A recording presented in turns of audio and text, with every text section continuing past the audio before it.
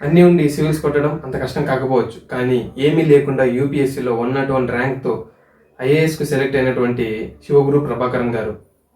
ఇతను తమిళనాడులోని తంజావూరు జిల్లాకు చెందినటువంటి ఒక వ్యక్తి. తన తల్లిదండ్రులు ఇద్దరు కూడా వ్యవసాయ కూలీలే, కానీ తన తండ్రి మద్యానికి బానిస అయ్యి అతను తాగుబోతుగా మారిపోయాడు. దాంతో తన తల్లి మరియు తన అక్క మీదే కుటుంబ బాధ్యత మొత్తం పడింది. దాంతో కుటుంబానికి చేదోడు వాదోడుగా ఉంటూ చాలా చిన్న చిన్న పనులు చేస్తూ ఉన్నవాడు అనమాట. అలా ఒక 2 years పాటు కటింగ్ మిషన్ ఆపరేటర్గా వర్క్ చేశాడు. అలాగే పొలాల్లో పనిచేశాడు అనమాట. అలా అతను డబ్బు సంపాదించిన దాంట్లో కొంచెం కుటుంబానికి ఇచ్చి ఇంకొంచెం తన చదువుల కోసం దాచుకుంటూ వచ్చాడనమాట. అలా 2008లో తన అక్క పెళ్ళికి సాయం చేశాడు. అలాగే తన తమ్ముడి యొక్క ఇంజనీరింగ్ చదువు కోసం కూడా సాయం చేశాడనమాట. చదివింది మొత్తం కూడా తమిళ మీడియంలోనే, ఇంగ్లీష్ అంటే అంతగా రాదు. దాంతో అతను ఇక చెన్నైకి వెళ్ళిపోయాడు అనమాట. చెన్నైలో సెయింట్ థామస్ మౌంట్లో ఒక ట్రైనర్ వద్దకు వెళ్ళి అక్కడే ట్రైనింగ్ తీసుకుంటూ ఉన్నాడు అనమాట, ఐఐటికి. అలా ఐఐటి ట్రైనింగ్ తీసుకుంటూ రాత్రిపూట అక్కడే రైల్వే స్టేషన్లో పడుకునేవాడు అనమాట.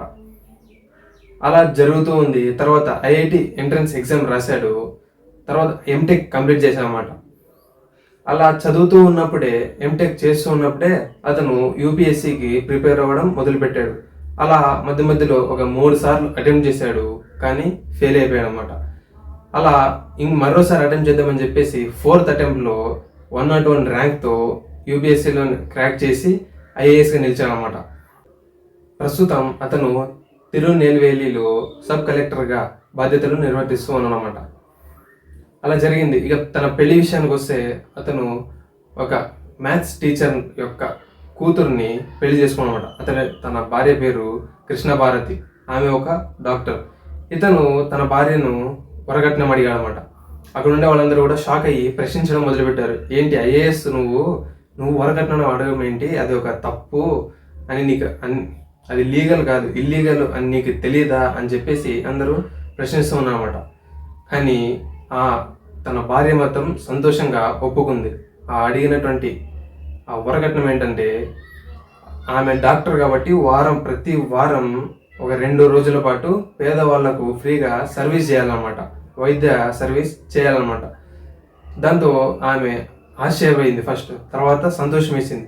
ఇంత మంచి భర్తను నేను పెళ్లి చేసుకుంటున్నాను అని చెప్పేసి, అంటే ఇతను ఎలాగైనా సరే ప్రజలకు సేవ చేయాలనే చూస్తున్నాడు అని చెప్పేసి ఆలోచించి ఆమె కూడా ఒప్పుకుందనమాట. అలా వాళ్ళు గ్రాండ్గా పెళ్లి చేసుకున్నారు.